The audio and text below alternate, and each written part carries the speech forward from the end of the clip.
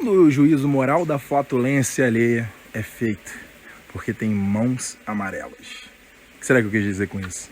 Você já passou pela experiência de sentir inveja, de não contar isso pra ninguém? Você ainda fica sentindo uma certa culpa por isso? Já passou por isso? Fala pra mim, conta a verdade. Nunca sentiu isso quando você fica olhando horas pro Instagram de pessoas fazendo ostentação lá? Hoje em dia, quem é que nunca sente isso pelo menos um pouquinho? Você lembra daquele cara, aquele Eike Batista? O cara foi um multibilionário brasileiro, respeitado como uma das imagens de sucesso no mundo todo. Ele foi capa daquela revista Forbes, ele era um gestor extraordinário, referência. Ele ainda era casado com uma mulher lindíssima, a famosa Luma de Oliveira. Ele tinha uma empresa de petróleo, não sei se acabou essa empresa, que ela está envolvida com uma promessa de exploração estava envolvida com uma promessa de exploração das jazidas do pré-sal aqui brasileiro, na época que isso estava em voga. As coisas mudaram, a empresa principal do Eike Batista faliu. Ele se divorciou da esposa, foi preso por participar de esquema de corrupção de políticos. Tudo bem que a gente pode dizer que depois disso eu duvido que ele tenha ficado pobre. Esse cara não fica pobre assim, mas quanta gente não olhou para ele sofrer essas derrotas e não contou para ninguém, mas se sentiu estranhamente bem com isso. Ficou feliz de ver isso acontecer. Quando eu falo sobre esse assunto, as pessoas geralmente entram numa dinâmica de julgamento moral, da flatulência alheia, enquanto escondem as próprias mãos amarelas. O assunto diz respeito a apenas uma coisa, e ela não tem a mínima graça, essa coisa. Ele é o seguinte: o maior sucesso de quem se sente indigno é ver os outros fracassarem. O nosso mundo ele tem muitos males que ninguém percebe, porque esses males eles ficam camuflados sobre um manto de normalidade. É tão comum, tão normal, que ninguém percebe, ninguém dá atenção. No caso aqui, eu estou me referindo a problemas relacionados com o tema narcisismo, com o narciso desequilibrado. Todo mundo tem um. Narcisista em maior ou menor grau é a pessoa que tem um problema com o próprio senso de significância. No fundo, é isso. Que depende de fazer quem está ao seu redor afirmar para ele, para o narcisista, o tempo todo que ele importa alguma coisa, porque ele não consegue fazer isso por ele mesmo. Todo mundo carrega um narciso. Algumas pessoas precisam de mais ajuda e causam mais problemas e elas são carregadas por esse narciso. O truque é saber lidar com esse narciso, fazendo com que ele se sinta ouvido e percebido. O erro é ignorar que ele existe e de repente se dar conta que ele esteve no controle em vários momentos que já passaram. Aí a gente já fez besteira. Quando a gente fala em ego, para se referir a alguém orgulhoso demais e eventualmente arrogante, a gente está falando em grande parte de um narciso que está se mostrando. Um narciso que mora na nossa cabeça. Quando eu estou inseguro sobre o meu valor, eu não admito isso nem para mim mesmo. E nem percebo muitas vezes. Um tipo de programação piloto automático acaba entrando em cena para defender o meu senso de ser. E a gente pode justamente chamar esse programa de narciso. De uma forma geral, não sou especialista nisso. Tem profissionais espetaculares como a Tariana Rocha, sou fã dela. Eles são imprescindíveis para o jeito como hoje funciona o nosso universo cultural. A nossa sociedade tem lá as suas doenças e uma delas se relaciona em permitir com que as pessoas com a conduta narcisista muitas vezes sejam até admiradas. Isso é um problema, principalmente homens.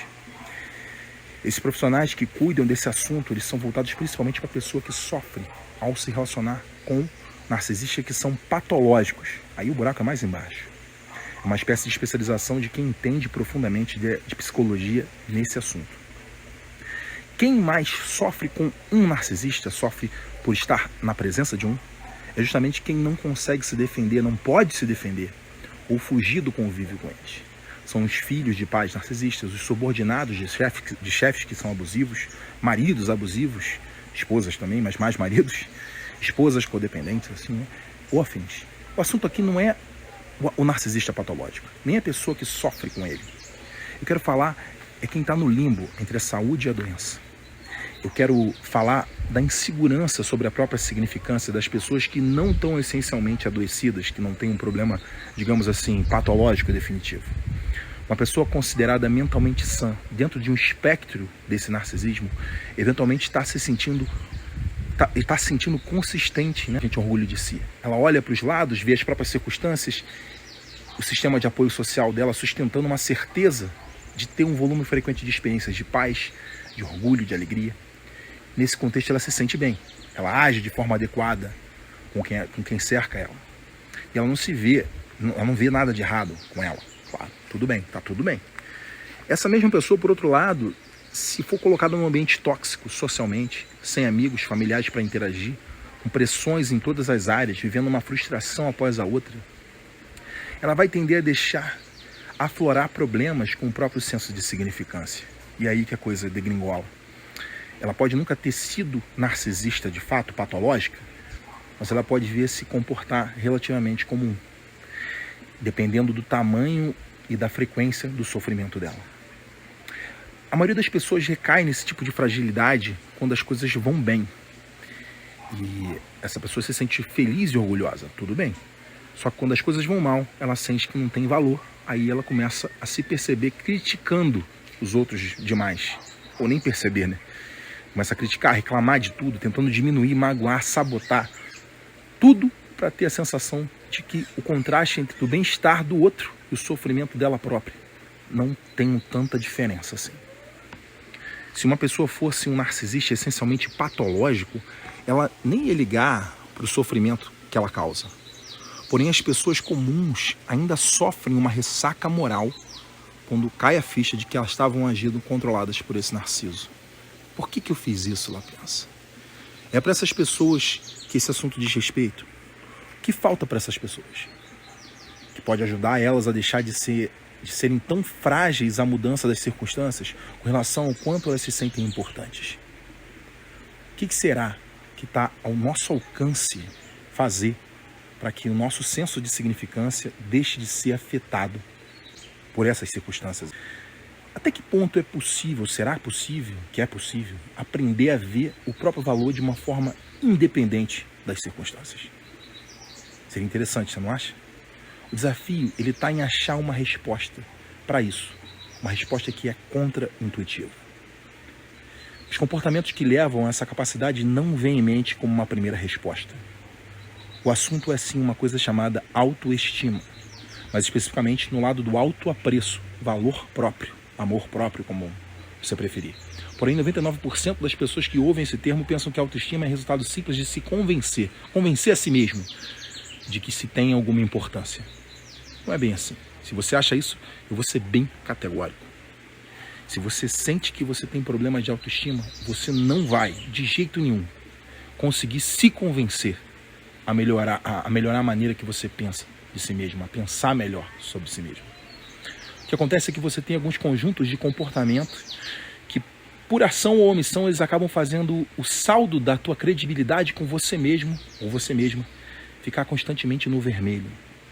E esses comportamentos, eles não parecem nenhum problema para você. Eles tampouco parecem ter alguma relação, ou sequer qualquer relação com a autoestima. É contra-intuitivo, como eu falei. Mas são exatamente esses comportamentos que determinam o quanto você sente e expressa que você se acha digno de respeito, amor e prosperidade, e do quanto você sente que você consegue lidar com os desafios que a vida impõe. Então, se você não se acha capaz de ficar feliz pelo sucesso dos outros, você tem dificuldade nisso, se você sente a tal inveja seguida de culpa que eu contei no início desse vídeo, e não sabe lidar bem com isso, se você se sente inseguro ou insegura, quando você percebe que alguém vai se sobressair, brilhar, celebrar, e você instintivamente acaba querendo diminuir essa pessoa, se você sente que se sente mais preocupado com os outros, o que os outros possam conseguir, ao invés de cuidar daquilo mesmo que você quer conseguir, eu vou te dar uma dica. Dá uma olhada na aula que está nesse card aqui, ou no link aqui na descrição. Vai fazer toda a diferença para você. Forte abraço, obrigado aí pela sua audiência.